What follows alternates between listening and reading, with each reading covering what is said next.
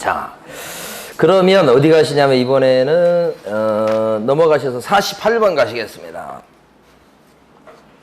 자, 개업공인회사 갑의 소속공인회사 을은 사적인 일로 병과 단둘이 다투다가 폭행죄로 둘이 싸웠어요.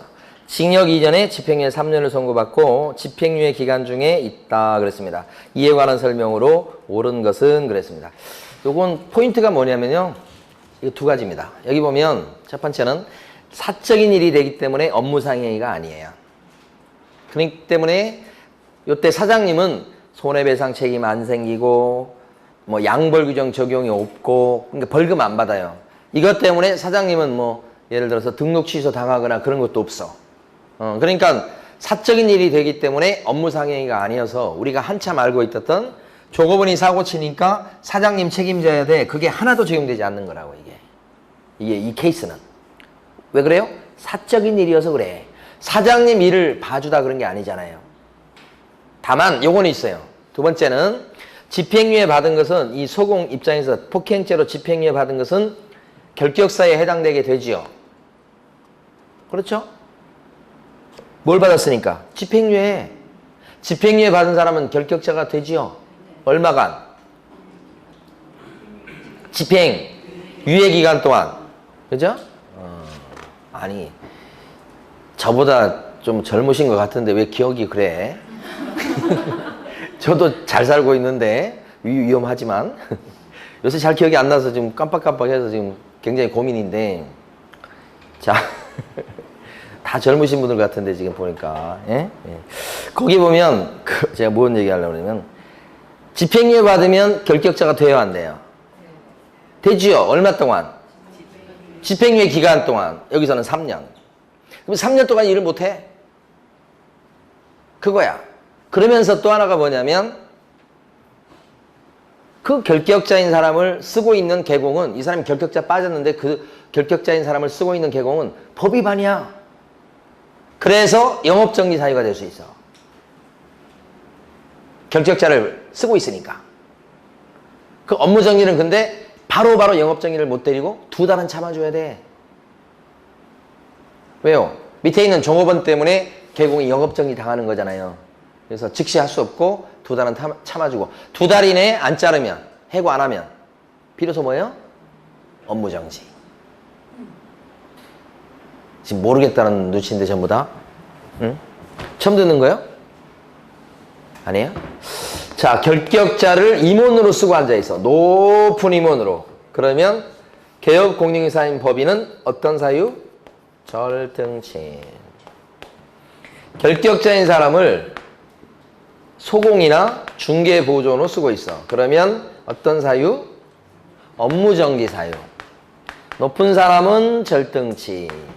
여기 그냥 밑에 일해주는 사람은 업무정지. 사례 문제 나올 수도 있고요. 이미 사례 문제가 나왔었어요. 근데 이거 꼭 알고 계셔야 되는 건 중요한 내용이에요. 대신 둘 다 포인트가 뭐냐면 2달은 참아준다.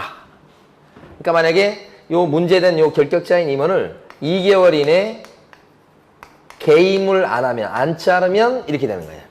자르면 법인 안 다쳐. 법인 안 다치고 이거 마찬가지. 2개월 이내에 요 소공이나 중개보존을 해고를 안 하면 어떻게 해요? 업무정지. 요걸 물어봐요. 요걸.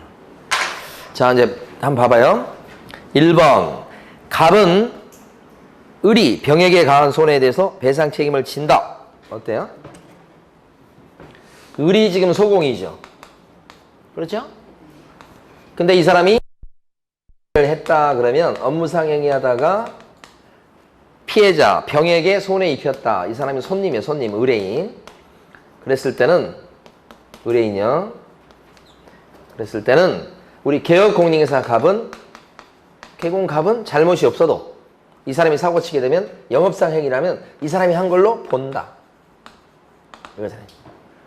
그래서 첫 번째 손해배상 책임은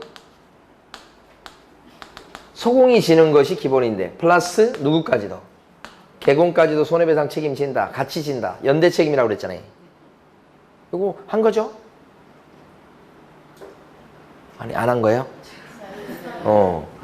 이게 전제가 뭐예요? 영업상 행위일 때. 그 다음에 업무상 행위라면 형사처벌 받는 게 있죠. 대표적으로 이 사람이 잘못한 것이 예를 들어서 영업상 행위 중에서 거짓말하고 판단을 그르치게 했다. 금쟁이를 저질렀다가 대부분 사례예요.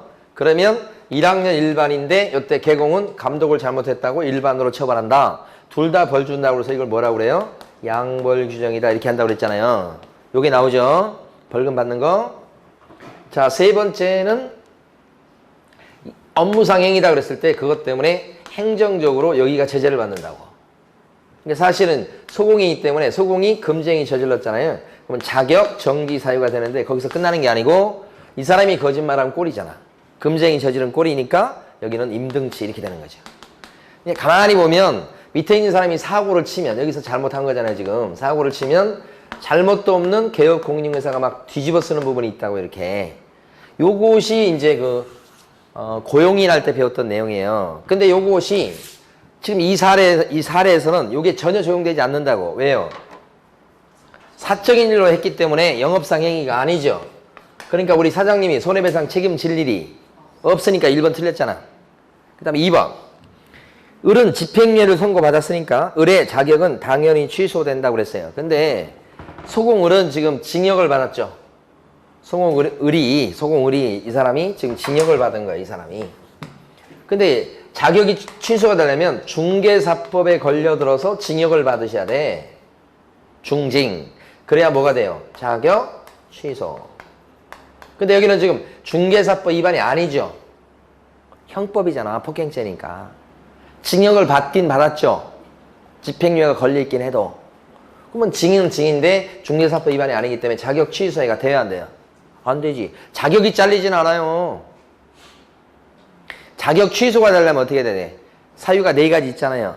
또 거기까지 가야 돼요? 4가지 사유 중에 한 개가 뭐예요? 중징. 자취하는 양부자가 중징계 받았다. 그래서 자격 취소 사유 4개 중에 제일 마지막 거잖아요. 그럼 중개사법 위반으로 징역을 받았을 때가 자격 취소 사유인데 중개사법 위반이 아니잖아요, 지금. 그럼 자격은 안 잘리지, 이거. 그러니까 2번은 자격 취소된다고 했으니까 X. 그 다음에요, 3번. 을은 다른 개업공인중개사의 보조원이 될 자격이 없다. 을은 없다. 소공을은 왜 없죠? 결격자에서. 왜 결격자가 된 거죠?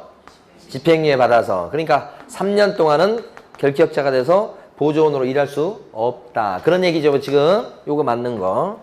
4번. 을이 벌금형 이상을 선고받았으니까 갑의 등록은 취소가 된다. 어때요? 갑의 등록은 취소가 됩니까요? 이거 기출문제입니다, 이거. 갑의 등록이 취소돼요?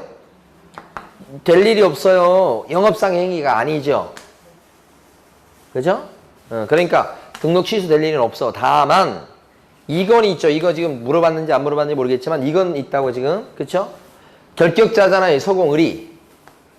그 사람을 계속 쓰고 앉아있는 개공은 법을 위반했죠. 그래서 받는 제재가 뭐예요? 업무정지를 당할 수 있죠. 근데 즉시는 아니고 어떻게 해요? 2달이 넘도록 결격자인 그 사람을 안 자르고 계속 쓰고 앉아있으면 개공이 이걸 당할 수는 있지. 근데 등록이 취소되지는 않죠. 자, 그 다음에 4번도 틀렸고 5번. 양벌 규정에 의해서 1,000만 원 이하의 벌금형을 선고받을 수 있다고 그랬습니다. 양벌 규정에 따라서 양벌 규정 적용이 돼야 안 돼요. 업무상 행위가 아니잖아요. 사적인 일이잖아요. 그러니까 양벌 규정 적용이 없다. 그죠? 이런 사례 문제가 나왔을 때 일단 출발점은 업무상 행위가 되면 이런 책임이 생겨요, 막. 근데 이 사례는 업무상 행위가 아니죠. 그럼 여기는 손해배상 책임, 양벌 규정, 등록 취소 이런 거 나올 수 없어요. 없고 이제 생기는 건 뭐예요? 이거예요. 결격자인 사람을 쓰고 있는 개공은 법을 위반했기 때문에 2달 내에 안 자르면 어떤 사유가 되고요? 업무정지. 그리고 기본적으로 소공은 정지기간 동안 뭐가 돼요? 결격자가 된다. 이런 불이익을 당하는 것이겠어요? 네. 어렵습니다. 48번 문제가 이제 기출문제로 나왔을 때 20회 초반대로 기억해요. 사람들이 충격받았어요. 왜요? 그때는 전부 다 이걸 사례를 냈거든. 영업상 행위. 업무상 행위 대표적인 게 뭐냐면 금지행위예요. 금지행위. 일하다가 금지행위 저지른 게 대부분 케이스예요. 앞으로 나와도 거의 이거예요. 이걸 열심히 연습해서 갔는데 갑자기 사적인 일로 폭행죄로 해가지고 물어봤으니까 사람들이 처음 풀어보는 문제가 됐던 거예요. 그죠? 예. 그래서 당황했는데 이제는 이거 문제 한번 나왔기 때문에 또 이런 형태의 문제가 나와도 당황하시면 안 돼. 이거 연습을 좀 해두셔야 돼. 자, 넘어갑니다. 이제는 52번 갑니다. 201페이지에. 손해배상 책임과 보증에 관한 설명으로 틀린 것은 했습니다. 1번. 농어협동조합법에 따라서 지역 농어협동조합이 중개업을 하는 때에는 업무를 개시하기 전에 보증을 설정하고 등록관청에 신고하셔야 된다. 아까 읽어봤던 거죠. 중요한 포인트가 뭐예요? 언제까지 지역농협이 보증 설정해요? 업무 개시 전. 똑같아요. 그리고 등록관청에 신고도 해야 됩니까? 신고해야 된다까지 알아두시라고 그랬죠. 아까 박스 문제에서 나왔던 거죠. 자, 2번. 개업공인회사는 보증보험금, 공제금 또는 공탁금으로 손해배상을 한 때는 15일 내에 보증보험 또는 공제에 다시 가입하거나 공탁금 중 부족하게 된 금액을 보존하셔야 되겠다. 며칠 내에 해야 되죠? 재설정을 15일. 이거 많이 하시는 거고. 3번. 부동산 매매계약 체계를 중개하고 계약 체결 후 계약금, 중도금 지급에 관여한 개업공인회사가 잔금 중의 일부를 횡령한 경우에 개업공인회사가 중개행함에 있어서 거래 당사자에게 재산상 손해를 발생한 경우에 해당하게 된다. 어때요? 재산상 손해를 발생한 경우에 해당하게 됩니다. 그러니까 여기 보면 아까 중개행위 책임이 있었고요. 사실 중요하게 다뤄줄 게 이건데 개공이 배상 책임지는 경우는 두 가지입니다. 하나는 중개행위 책임, 또 하나는 뭐예요? 사무소 제공 책임. 둘의 차이점이 뭐라고 그랬습니까? 우리 중개행위 책임은 개업공인회사한테 그죠? 고의과실이 있는 거죠. 여기는 잘못이 있는 거고 고의과실 있는 거고 여기는 고의과실이 없는 거. 무과실 책임을 지는 거죠. 이렇게. 그래서 개공이 배상 책임지는 경우는 이렇게 두 가지. 그죠? 근데 사실은 30조는 이렇게 두 가지가 되어 있습니다만 하나가 더 있는데 뭐가 있습니까? 개공이 배상 책임지는 거. 밑에 있는 종업원이 사고 쳤을 때 아까 여기 사고 냈을 때 여기 지금 개공이 손해배상 책임지는 거 있잖아요. 그건 이거 아니잖아요. 이것도 아니죠. 사무실 맡긴 거 아니잖아요, 지금. 자기 밑에 있는 직원이 사고 친 것은 이거잖아. 개공이 손해배상 책임지는 것은 결론적으로 여기까지 하면 세 가지야. 근데 30조 조문에서 쓰고 있는 것은 두 가지죠. 요거하고 요거. 근데 여기는 고의과실이 필요하죠? 직접 중개활동을 한 거니까. 여기는 고의과실이 필요가 없죠. 사무실을 맡긴 거니까. 여기는 고의과실이 필요합니까? 필요 없지. 그러니까 밑에 있는 종업원이 사고 쳤을 때도 무과실 책임.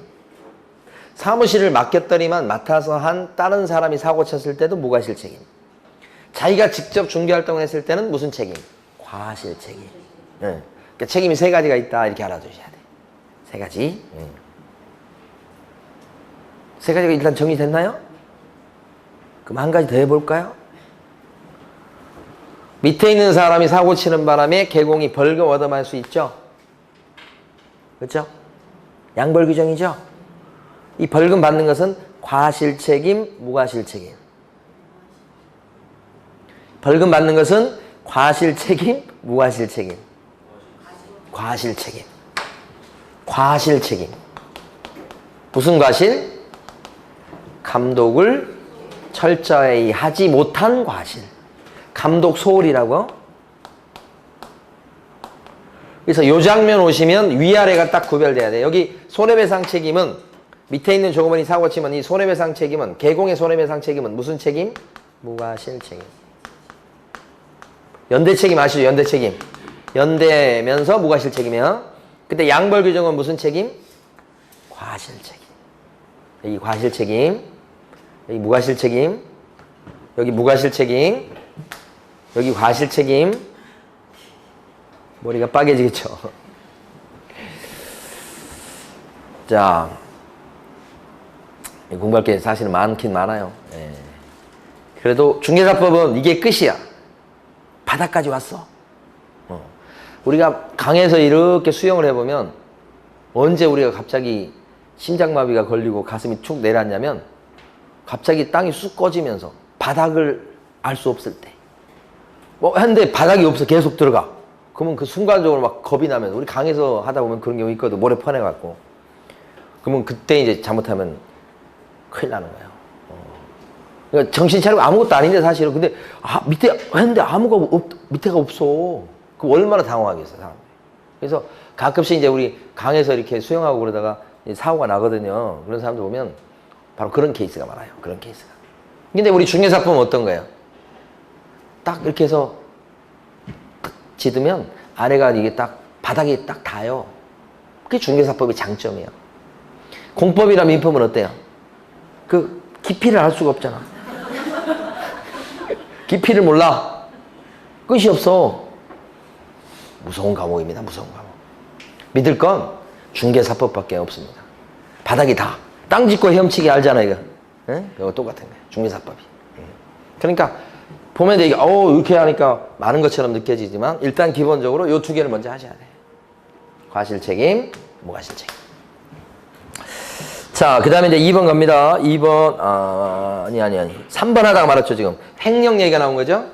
지금 하려다가 지금 진짜 중요한 얘기는 빼먹었어, 지금. 딴 데서 세가지고.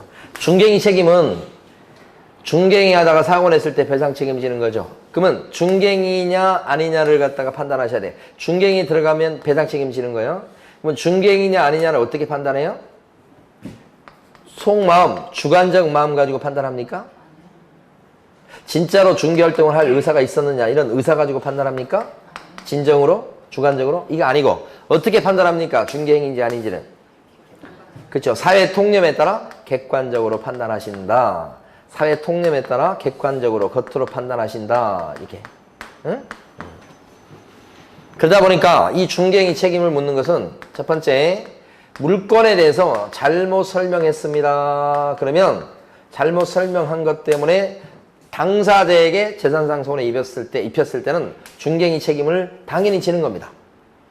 이거 잘못 설명한 거예요. 고의과실도 있는 거죠.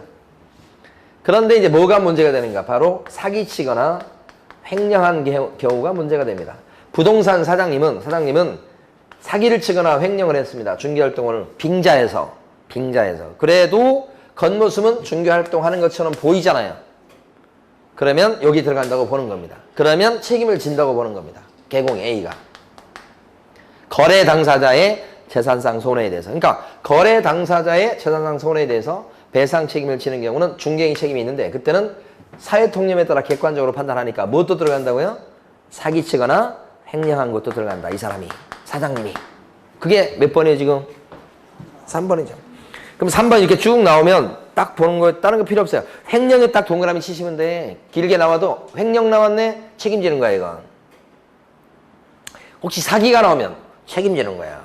사기, 횡령 이런 거 책임진다고 생각하시면 돼. 그 다음에 4번. 개별 공인중개사 아닌 사람에게는 중개사 법령에 따른 손해배상 책임이 발생하지 않는다 그랬어요. 여기는 누가 지금 손해배상 책임을 진다고 지금 나온 거예요? 30조 조문은. 누구의 배상 책임에 대해서 써놓은 거예요?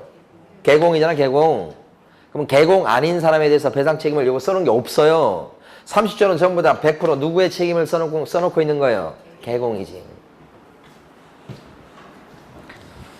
자, 근데 가로 안에 뭐라고 되어 있습니까? 고용인 포함 이렇게 되어 있죠. 그래서 개공 아닌 사람에게는 우리 30조에 따라서 배상 책임이 발생하지는 않는다. 이런 뜻이죠. 그 다음에 5번. 보조원이 중개 업무에 관해서 고의로 인한 위법행위로 당사자에게 손해 입힌 경우. 그러니까 보조원이 고의로 사고를 낸 겁니다. 그럼 개업공인에서는 중개사 법령에 따른 손해배상 책임을 지지 않는다. 그래요? 무슨 얘기냐? 여기서. 요 보조원, 여기 이제 소공이 아니고 보조원이라고 해봐요. 자, 중개보조원이 고의로 사고 낸 겁니다. 사기쳤어, 일종의. 뭐 책임져야 안 돼요. 무슨 책임이니까? 손해배상 책임 얘기하는 거야?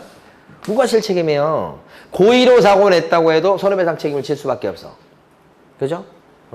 자기는 아무 잘못이 없어. 그래도 책임지는 거예요? 고의로 사기를 치든 아니면 실수했든 손해 입힌 게 맞다면 여기가 책임지게 돼 있어. 무과실 책임, 무과실 책임. 그래서 5번 X입니다. 틀린 건 5번이죠? 또 넘어가 봅니다. 문제들이 지문이 기네요. 자, 204페이지 가시면 55번이 있습니다. 보증 설정에 관련된 설명 중 틀린 것은 이렇게 했고요. 1번. 개업 공인중개사는 보증 설정 금액을 초과하는 손해도 배상할 책임이 있다. 개공은. 보증 설정이 1억 돼 있어. 아까 1억 7천만 원 손해난 케이스 있었죠? 그럼 1억 7천을 다 물어주는 거예요. 누구는? 개공은. 그 얘기죠, 지금. 2번. 공인중개사인 개공은 2억 원 이상의 보증 설정을 하셔야 되겠다. 너무 쉽네. 1억 이상이죠? 1억. 3번. 법인이 2개의 분사무소를 두는 경우 총 얼마를 설정해야 됩니까? 2개 분사무소 그러면 분사무소당 1억 이상, 1억 이상. 주된 사무소 빼먹으면 안 돼요. 2억 이상. 합치면 4억 이상. 이렇게 돼요. 4번. 개업 공인중개사가 공탁한 공탁금은 개업 공인중개사가 폐업 또는 사망한 날부터 3년 이내는 회수할 수 없다 그랬어요. 어때요? 3년 내에는 회수할 수 없다 그랬는데 사망 또는 폐업한 날부터 3년 동안은 못 찾아오죠. 네. 맞고. 5번. 보증금에 가입한 개공은 보장기간 만료일까지 다시 보증을 설정해야 설정해서 등록관청에 신고하셔야 되겠다. 기간이 끝났을 때 이거 갱신하는 겁니다. 언제까지 늦어도 갱신 재설정해야지 문제가 없습니까? 기간 만료일까지. 그죠? 그래서 다시 한번 처음에 중개업을 할 때는 보증 설정 언제까지 하셔야 됩니까? 처음 할 때는 업무 개시 전. 그렇죠? 중간에 기간이 끝나가지고 재설정할 때는 언제까지 하셔야 된다? 기간 만료일까지. 세 번째, 사고가 터져서 보증기관에 의해서 보증금이 지급되었을 때 그때 재설정은 사고 터진 거 언제까지 하셔야 된다? 15일 내에 하신다. 이렇게 세 가지 잘 구별해 두셔야 되고요. 자, 그 다음에 다 했나요? 틀린 게 2번이죠. 아까 55번에서 네, 됐습니다. 57번 가시겠습니다. 자, 57번요. 개업 공인중개사 갑과 고용한 중개보조원 의뢰에 관한 설명으로 틀린 것은 보조원이 의리입니다. 의리, 고의 또는 과실로 의뢰인에게 손해를 끼친 경우 밑에 있는 사람이 고의로 사고를 했어요. 그럼 개공갑은 손해배상 책임을 지는 거지. 무과실 책임이야 이거. 밑에 사람 그건 무과실 책임. 예. 2번. 보조원 의리 업무상 행위로 의뢰인에게 손해를 끼친 경우 개공갑이 무과실이면 손해배상 책임은 당사자인 의뢰에 한정된다. 거짓말. 무과실 책임지는 거예요. 이거 손해배상 책임은. 그래서 갑도 같이 책임져야지. 연대 책임. 3번. 보존 원로 인해서 손해를 입은 의뢰인 갑과 의뢰인은 갑과 을에 대해서 연대 또는 선택적으로 손해배상 청구할 수 있다. 피해자 입장에서는 갑한테 물으라고 할 수도 있고 을한테 물으라고 할 수도 있고 그렇다는 얘기죠. 예. 또는 같이 물어라 할 수 있어. 그게 연대란 말이에요. 예. 4번. 의뢰 과실로 갑이 중개 의뢰인에게 손해를 발생하게 한 경우 보존 의리 과실이요. 갑은 을에게 구상권을 행사할 수 있다. 그러니까 밑에 있는 보조원이 과실로 결국 사장님 갑이 대신 물어준 거예요. 손해배상을. 무과실 책임. 그러니까 사장님인 개공 갑은 어떻게 나중에 보조원 을을 만나면 가만 안 둬야 되겠죠. 구상권 행사. 그죠? 구상권 행사. 가능합니다. 이거라고요. 여기서. 여기 지금 요 사람한테 사고를 쳐서 여기서 그러면 여기 요리 청구가 들어오면 갑은 어떻게? 무과실로 책임을 질 수밖에 없죠. 손해배상 해줄 수밖에 없죠. 해주고 나서 어떻게 해요? 소공이나 중개보조원한테 내가 너 때문에 지금 대신 물어줬으니까 내놔라 이런 식으로 뭘 행사할 수 있다? 구상권. 되는 거예요. 구상권. 그 다음에 5번. 을이 중개보수 과다수수로 벌금을 선고받았을 때 을이 누구냐면 여기서 을은 보조원입니다. 중개보수를 많이 받았다고 해서 벌금 받을 수 있나요? 어때요? 중개보수를 많이 받은 것을 우리가 초과보수라고 하지요. 요 금지행위 들어가는 거죠. 이걸 저지르면 어떤 처벌을 받습니까? 형사처벌. 1항 일반이죠. 초과보수 같은 경우는 징역 살리면 최고 1년, 벌금을 물리면 최고 1,000만 원까지 물릴 수 있다는 거니까요. 벌금 받을 수 있겠죠? 그러면 이렇게 초과보수 때문에 만약에 우리 보조원이 벌금 물었다 그러면 이 사람은 결격자 돼야 한대요. 보조원이 그런 건데 지금. 벌금 물었을 때. 벌금 액수가 중요하지 이제. 이게 중개사법 위반이죠. 그리고 벌금이죠. 벌금이 만약에 300만 원 이상 벌금이다 그러면 이 보조원 어떻게 돼요? 결격자가. 되죠? 3년 동안. 예? 되죠? 보조원이. 중산벌. 이거 중개사법 조문이잖아요. 초과복비 이거. 근데 벌금 받을 수 있잖아요. 선택사항이니까. 그 벌금 받았다 무조건 결격자가 되는 게 아니고 액수가 300 이상. 그죠? 처음 듣는 거예요? 자, 그 다음에 그러니까 여기는 지금 벌금형을 선고받았다 그러면 지금 이 중개보조원이 요거 얘기하는 겁니다. 이 사람이 지금 소공이 아니고 중개보조원이에요. 그러면 중개보조원은 행정적으로 초과보수를 받았다고 해도 때릴 게 없죠. 누구니까 여기가 지금 소공이 아니고 중개보조원. 만약에 소공이면 뭐예요? 소공이면 자격정지. 다시 한번 초과보수요. 초과보수. 지금 1월달로 돌아간 느낌이요. 초과보수 있잖아요. 초과보수를 소공이 중개보조원이 그랬어. 그러면 중개보조원은 초과보수하면 안 되죠. 근데 그것 때문에 1학년 일반 형사처벌은 받을 수 있어요. 형사처벌은. 그렇죠? 그런데 행정적으로는 등록이 안 돼 있는 양반이잖아요. 보조원은. 그러니까 행정적으로는 때릴 데가 없죠. 보조원이니까. 형사처벌만 받는 거죠. 징역 아니면 벌금으로. 응? 그런데 소공이면 어떻게 돼요? 소공. 소공이 만약에 초과보수를 했으면 소공은 1학년 일반 똑같이 형사처벌은 소공. 그 다음에 요 행정적으로는 자격정. 이게 자격정지. 금쟁이니까 자격정지요. 그럼 여기서 끝나지 않아요. 그죠? 여기까지 가요. 금쟁이를 갖다가 개공이 저지른 거야. 그러면 개공은 뭐예요? 임등치.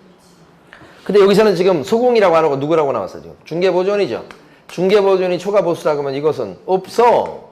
없지만 때릴 수 없는 상황이니까 못 때리는 거고 잘했다는 뜻이 아니잖아요. 대신 누가 얻어맞아요? 개공이 임등치. 그럼 5번 지문에서 지금 보면 을이 중개보수 과다수수로 벌금을 선고받았을 때 중개보수 과다수수는 업무상행이에요. 복비 챙기는 거니까. 그러면 뒤에 보면 갑의 개설 등록이 취소될 수 있다. 그러면 O예요? X예요? O. 그러니까 요 문제의 출발점도 영업상 행인 거예요. 전부 다 과다보수, 과다수수료 받은 것은 여기 들어가잖아요. 그래서 이거 등록 취소 당할 수 있다가 맞는 말이지. 그래서 지금 57번에서는 지금 2번이 틀린 거죠. 1번과 2번이 배치돼요.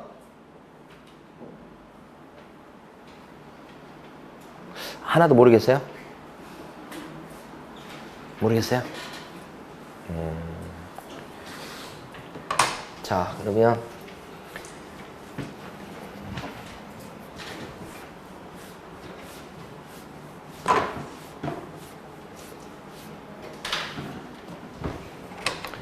다시 정신을 차리고 해봅니다. 을이 소공이에요. 갑이 개공이고. 이 사람이 잘못을 했어요. 어떤 잘못을 했냐면 아까는 거짓말을 했다고 예를 들었죠. 그런데 금지행위 중에서 금지행위 많잖아요. 사례는 100% 금지행위가 나와요.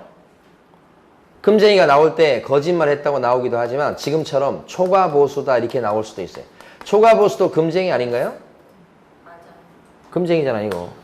초과보수 금지행위 들어가잖아요. 누가 초과보수 했다고요? 소공이. 그러면 이 사람이 초과보수하고 금쟁이 저지른 것은 사실 이 사람이 한 꼴이요. 그러면 개업 공인중개사가 배상 책임을 지느냐 그랬을 때, 그죠? 초과보수와 관련해서 요 소공을이 만약에 초과보수했다 그러면 형사처벌은 어떻게 받아요? 형사처벌. 여기가 1학년 일반이지. 금쟁이니까. 그러면 여기 개공은 어떻게 해? 일반. 이게 양벌 규정이라고 그랬잖아요. 이 양벌 규정에 따라서 개공은 받아봤자 뭐예요? 벌금. 받아봤자 벌금. 징역은 안 살리죠. 이거 형사. 이 양벌 규정은 과실 책임이에요? 무과실 책임이에요? 과실. 무슨 과실이야? 아니 이거 이렇게 복비를 많이 받게 만들어 놨어. 이거 챙기도록 뭐 했어 너는? 이렇게 감독 소홀 책임이라고 해. 그래서 벌금만 물려. 받아봤자 벌금이다 이런 거지. 이렇게. 그럼 요것은 이제 이 사람이 이렇게 잘못해가지고 이렇게 복비 많이 받은 것은 요 사람이 한 꼴이에요. 그래서 행정 처분을 받을 때 이 사람이 지금 소공이니까요. 소공이니까. 소공이 금쟁이 저질렀잖아. 소공이 금쟁이 저지르면 뭐예요? 자격 정지. 이렇게. 근데 거기는 거기서 끝나는 게 아니고 이 사람이 금쟁이 이게 저지른 것은 이 사람이 금쟁이 저지른 꼴이야. 본다. 그러니까 여기는 뭐예요? 임등치. 이거 5번 지문이잖아요. 등록 취소 당할 수 있다. 응? 여기는 근데 자격정지고. 근데 만약에 여기서 이 사람이 소공이 아니고 중개보조원이면 어떻게 돼?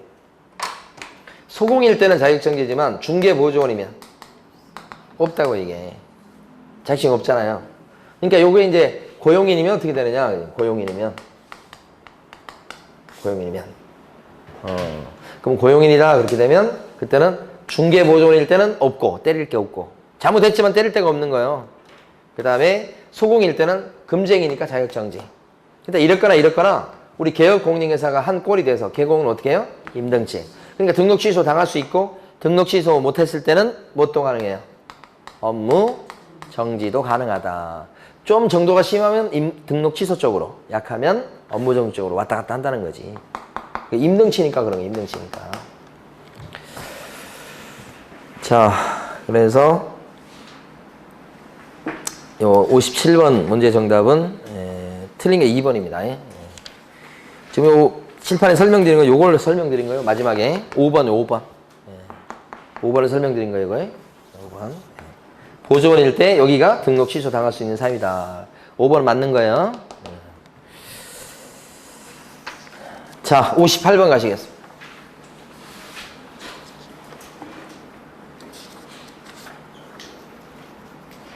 왜 지난주하고 이렇게 틀리죠? 어떻게 된 거예요? 여기 어려워요? 어려워요? 안 어려워요? 아니, 얼굴에는 어렵다고 써져 있는데 지금.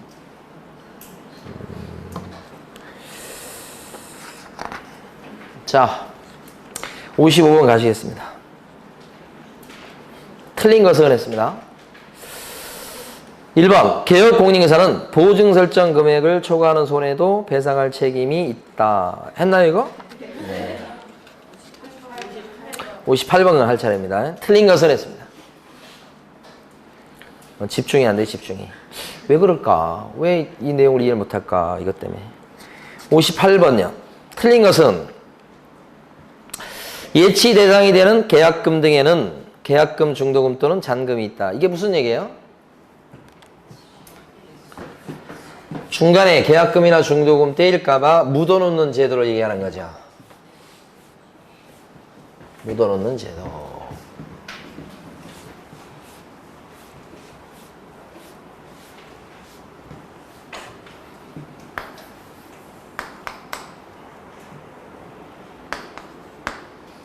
자, 여기 보면 둘이 거래를 하는데 이 사람 매수인, 이 사람 매도인. 이렇게. 근데 계약금, 중도금, 잔금을 주게 되면 이게 물건에 문제가 있기 때문에 이 사람이 그걸 뜯길까봐 직접 주는 걸 주저하고 있더라. 이렇게. 그래서 직접 주질 않고 중립적 기관에다 묻어놓자고 하는 제도입니다. 이게. 그러니까 소개하는 중간에 개공이 있는데 이 사람이 좀 불안해해요. 그래서 계약금이나 중도금, 잔금을 갖다가 직접 주지를 말고, 이걸 주지 말고 여기다 묻어놓읍시다. 이렇게. 묻어놨다가 완벽하게 서류가 넘어와서 등기를 가져오면 그때 이거 빼갈 수 있도록 하고, 만에 하나 여기서 만약에 이게 등기를 가져오지 못하는 상황이 발생하면 그냥 찾아가자 이렇게 하는 거죠. 그러니까 중립적 기관에다 묻어놓는 제도입니다. 이게 바로 예치제도. 잘 진행이 되면 그때는 이제 여기서 가져가게 하고, 진행이 안 되는 상황이 발생하면 이렇게 찾아오게 하고, 그래서 원상회복을 쉽게 하는 제도가 예치제도. 중립적 기관에다 묻어놓읍시다 이렇게 하는 거예요. 그때 이제 1번 보면 예치 대상이 되는 계약금 등에는 계약금과 중도금 또는 잔금이 있다. 묻어놓을 때 잔금까지도 묻어놓을 수 있다는 얘기입니다. 꼭 계약금만 묻어놔야 되는 건 아니고 중도금, 잔금까지 묻어놓을 수 있다. 이렇게. 2번, 계약금 등을 개업공인중개사 명의로 금융기관 등에 예치했을 때 이렇게. 자, 계약금 등을 개공의 명의로 금융기관에 예치했을 때 그랬는데 여기 예치 명의자가 누가 될 수 있죠? 예치 명의자 누구죠? 예치 명의자. 개공이 될 수 있고 또요? 대통령령에서 정한 6명이 될 수 있죠. 그 6명이 누구예요?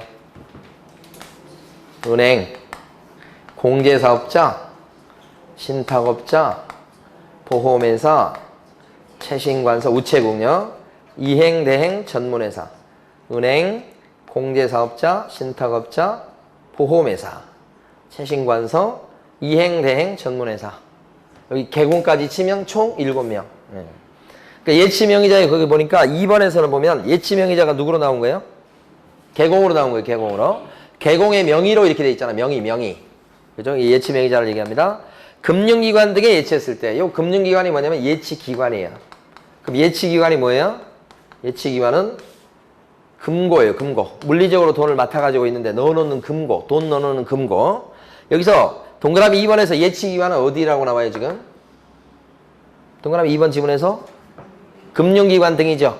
그러니까 이 예치기관은 금융기관, 공제사업자요. 협회입니다. 협회. 그 다음에 신탁업자 등등등등 예치 업무를 봐주는 데는 싹 들어가죠. 여기가 예치기관이에요. 그럼 예치기관은 금융기관 등이라고 표현하고 있어요. 여기가 예치기관 될 수 있죠. 예치기관은 다 될 수 있다고 보시면 돼. 예치 업무 보는 데는.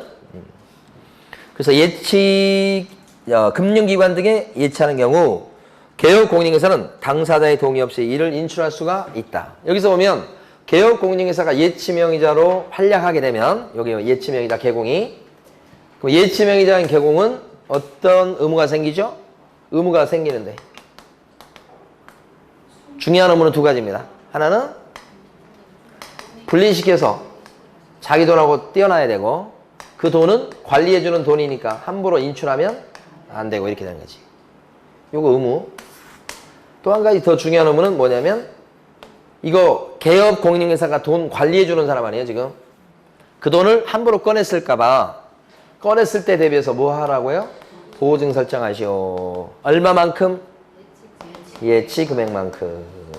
예치 금액만큼 보증 설정하시오. 이렇게 된 거지. 두 가지를 지켜야 되고 의무. 이거 어기면 어떤 제재를 받습니까?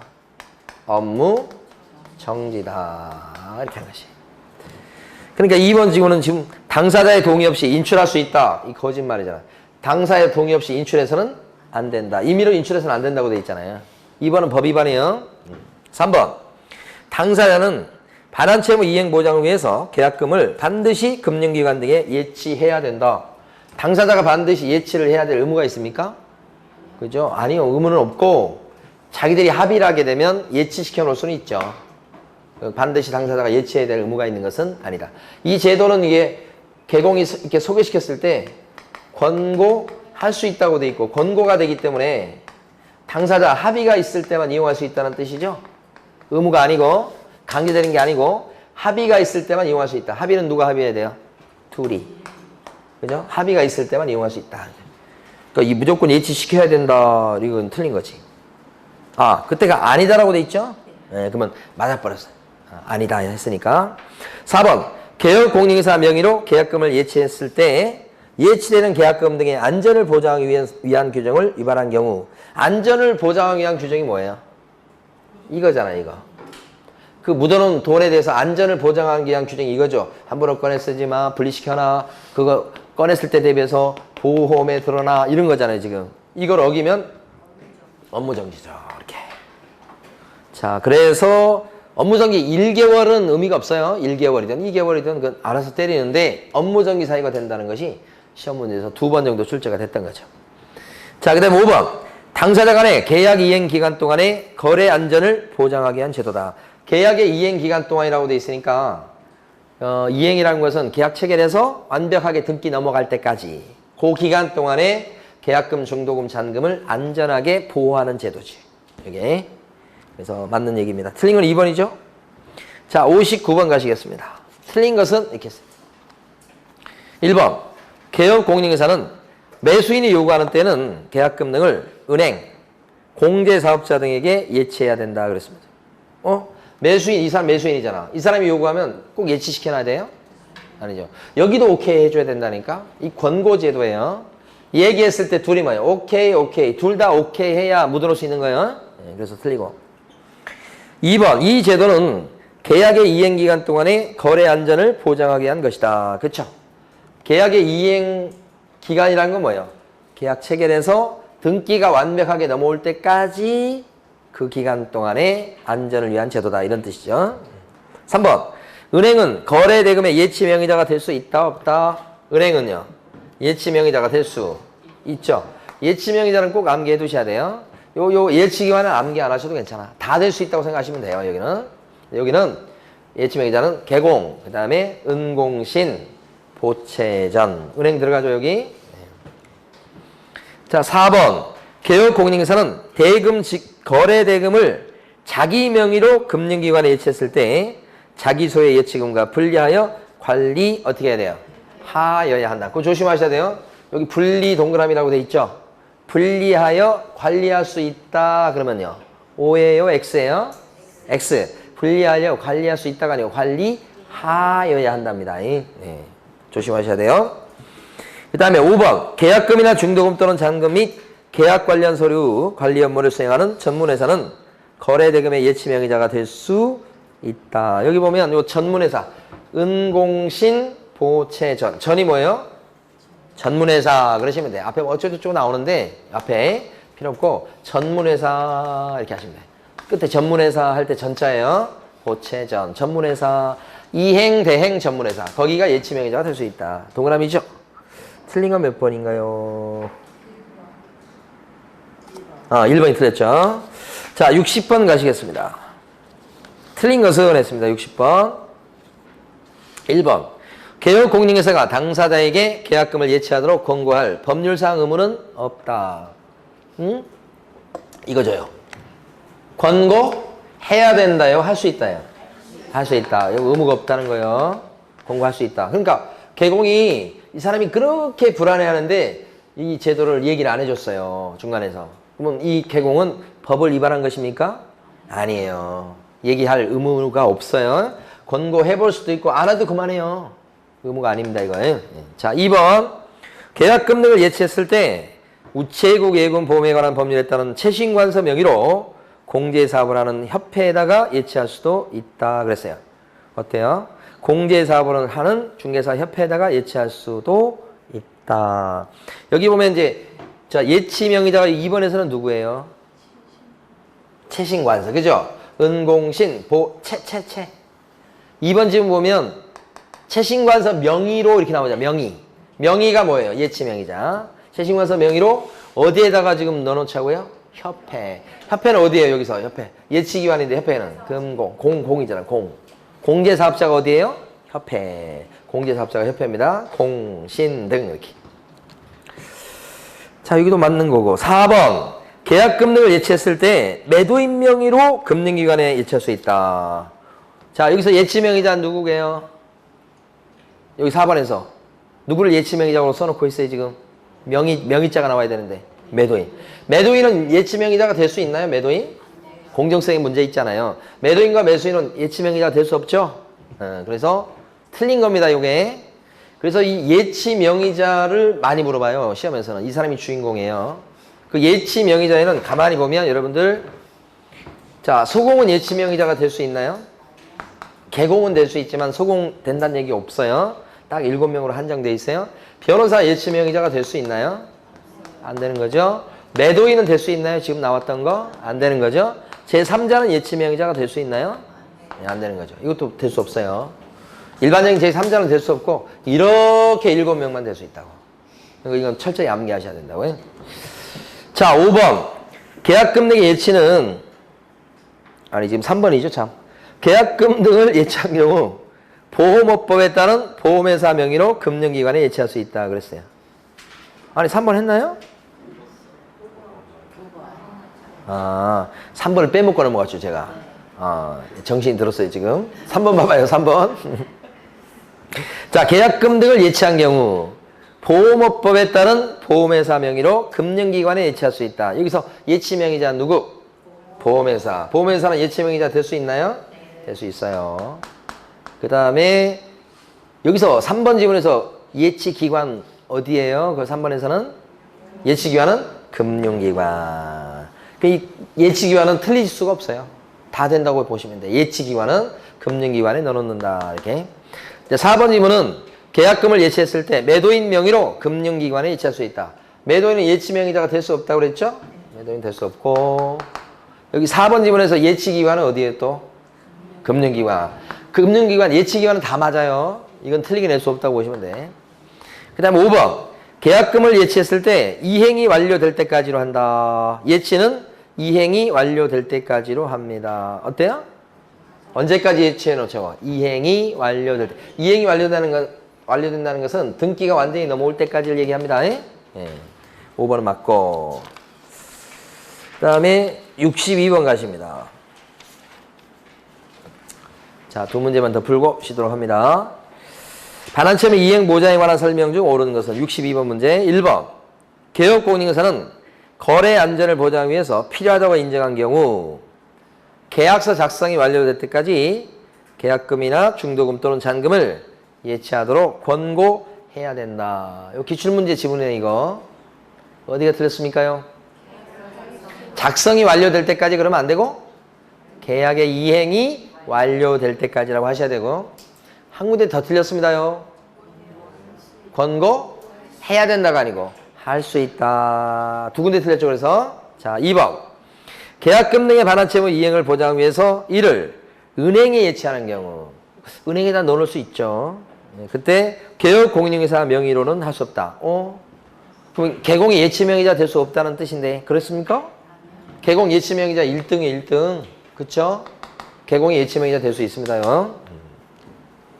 소공 나왔을 때 조심하셔야 돼요. 소속공인중개사 명의로 뭐 예치할 수 있다 그러면 큰일 나요. 소공하고 개공은 글자가 몇 글자 차이 안 나요. 그럼 시험지에 딱 봤을 때 개업공인중개사, 소속공인중개사 이걸 구별할 줄 아셔야 된다고. 근데 시험 보실 때 여러분들이 제정신으로 시험 보실 수 있을 것 같아요? 아니야. 막 당황과 흥분과 막 이런 그런 감정을 갖고 시험을 봐요. 그렇기 때문에 잘 안 보일 수 있어요. 끝난 다음에 보였다는 얘기를 되게 많이 들어요. 끝난다고 평정심을 갖고 보면 보이는데 시험 보실 때는 잘 안 보일 수 있다고. 그래서 실수하신다고. 자, 그 다음에요. 2번입니다. 계약금 등의 반환채무 이행을 보장하기 위해서 이를 은행에 예치하는 경우에 이거 했죠. 개공의 명의로 할 수가 있습니다. 그래서 틀리고 3번 개업공인중개사가 계약금 등 반환채무 이행 보장에 반하는 행위를 했을 때 반하는 행위가 뭘까요? 개공이 반하는 행위를 했어. 어긋나는 행위를 했다고. 어떤 거예요? 이거죠. 이거. 개공이 의무인 거 요거 있잖아요. 요거. 반하는 행위를 했다. 이거 안 지켰다는 얘기죠. 예? 다시 한번. 자, 개업공인중개사가 반환채무 이행 보장에 반하는 행위를 했다. 이걸 안 지켰다는 얘기입니다. 이거. 임의로 인출에 꺼내 써버리거나 보증 설정을 해야 될 걸 안 하거나 그거죠. 그럼 어떤 제재를 받는다고요? 업무정지다. 근데 여기는 뭐라고 써놨어요 지금? 등록 취소. 그러니까 X지. 등록 취소까지 가지 않고 업무정지지. 자, 그 다음에요. 그래서 3번도 틀렸고요. 4번 우체국예금 보험에 관한 법률에 따른 채신관서도 예치기관이 될 수 있다. 예치기관은요 다 될 수 있어요. 예치 업무 보는 데는 다 될 수 있는 것이에요. 그쵸?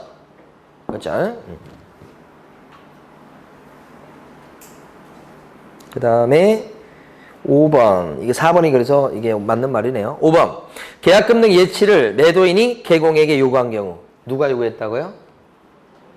당사자가 개공한테 요구했어. 묻어놓자고.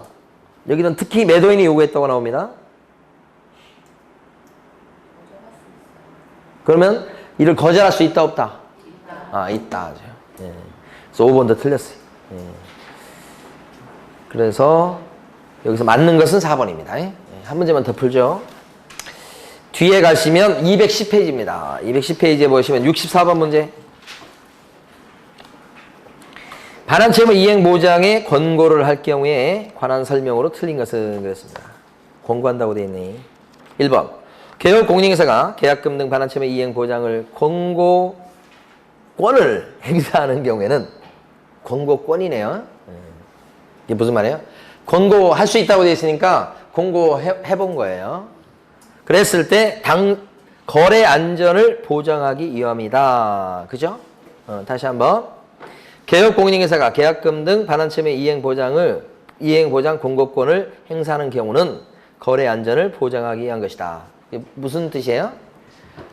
여기서 권고권이라고 했는데 참 이게 말이 좀 이상합니다. 권고할 수 있다고 돼 있죠. 권고할 수 있는 것은, 권고하는 것은 무엇을 위한 거예요? 개공이 권고하잖아 지금. 권고하는 것은 무엇을 위한 거예요? 거래의 안전. 이 사람 계약금, 중도금, 잔금 뜯기는 걸 방지하려는 거죠.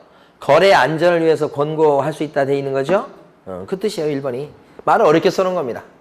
거래 안전을 위해서 우리 개공이 권고해 볼 수 있다라고 돼 있다는 뜻이에요. 2번. 개업 공인인사는 당사자가 계약금 등을 개업 공인인사 명의로 금융기관 등에 예치했을 때 누구 이름으로? 개공의 명의로. 예치 명의자가 지금 여기서 2번 지문에서는 누구란 뜻이에요? 개공. 그 다음에 예치기관이 어디예요? 2번에서는 금융기관.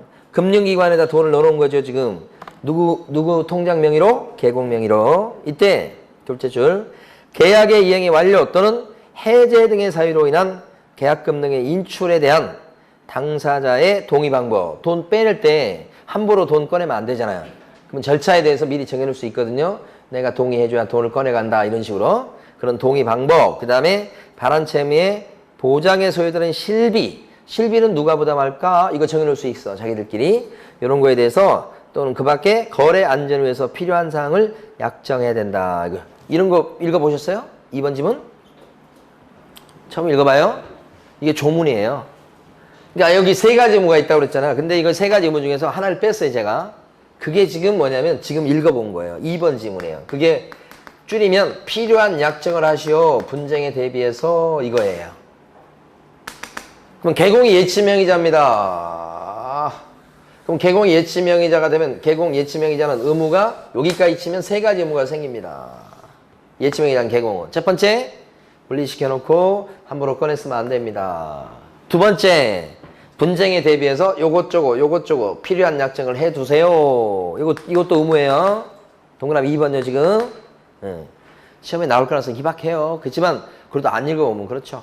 조문인데 이것도 명색이 조문이에요.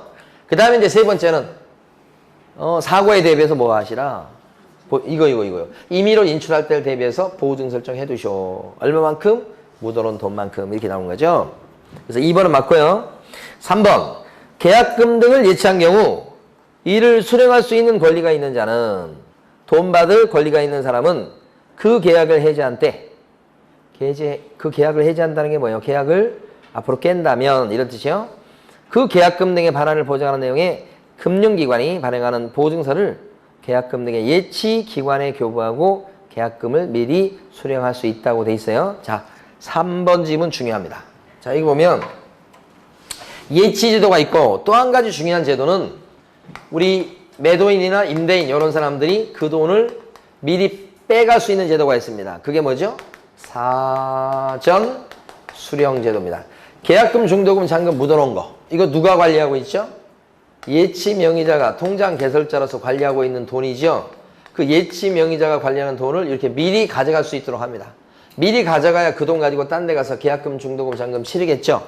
그래서 이 예치 제도만 갖고는 이 제도가 이용되기 어려워요.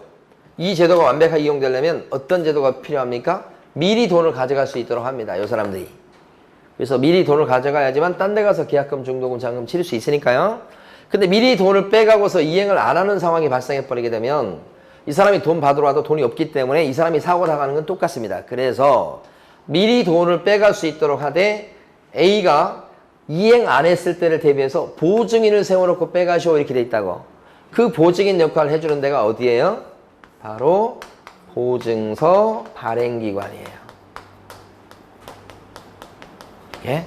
그 보증서 발행기관에 가서 그죠? 보증서를 끊어와요. 공짜 안 해주겠죠? 수수료를 부담해야 됩니다. 그 보증서 끊어온 것을 돈을 관리하고 있는 예치 명의자한테 갖다 줘요. 예치 명의자한테 보증서를 이렇게 갖다 맡기고 보증서를 갖다 맡기는 겁니다. 그리고 예치 명의자가 관리하는 돈을 그때 빼오는 거예요. 이렇게. 그게 뭐예요? 사전 수령. 그러니까 사전 수령하려면 뭐가 필요합니까? 보증인을 세우는 게 필요하죠. 그 보증인은 아무나 되는 게 아니고 딱 두 군데만 될 수 있죠. 어디야? 금융기관. 또 한 군데는 보증보험과 보증보험회사. 이 두 군데에서 끊어준 보증서를 누구한테 갖다 맡겨야 된다고요? 돈을 관리해주는 예치 명의자한테 갖다 줘야지 예치기관이 아니에요. 예치기관은 금고일 뿐이에요. 예치기관에 갖다 주는 게 아니고 관리하는 주체는 예치 명의자, 통장 명의인이에요. 여기다 갖다 준다. 뭘요? 보증서를. 그러니까 3번 질문은 지금 어디가 틀린 거예요? 둘째 줄 끝에 보증서를 예치 명의자한테 교부하고 미리 수령할 수 있다고 하셔야 됩니다. 예치 기관이 아니고 예치 명의자. 중요합니다. 이렇게 한 번도 안 나왔는데 대비하셔야 돼요. 4번. 개업공인에서는 당사자가 거래계약과 관련한 계약금 등을 개업공인회사 명의로 금융기관에 예치한 경우 개공의 이름으로 금융기관에 넣어놨다는 얘기죠. 그럼 여기서 개공은 뭐예요? 예치명의자. 여기서 금융기관은 뭐예요? 예치기관. 그죠? 언제나 이런 틀로 나옵니다. 자, 그랬을 때 자기 소유의 예치금과 개공이 어떻게 해요? 분리시켜야 되겠다. 의무죠, 의무. 분리시켜 놓는 거 의무잖아요. 안 지키면 어떤 제재를 받아요? 암호정지. 그죠? 자, 요건 맞고 5번 갑니다. 마지막으로 개업공인회사는 당사자가 거래계약과 관련한 계약금 등을 개업공인회사 명의로 금융기관에 예치한 경우 당사자의 동의 없이 이를 인출해서는 안 된다. 동의 없이는 인출하면 안 된다는 요거죠, 요거. 나올 게 이게 정말 많이 나와서 두 개가 쉬운 거예요. 분리시켜놔야 되고 임의로 인출해서는 안 된다. 어기면 어떻게 돼요? 암호정지다. 그게 많이 나온 거예요. 자, 쉬었다가 이제 보수합니다, 보수.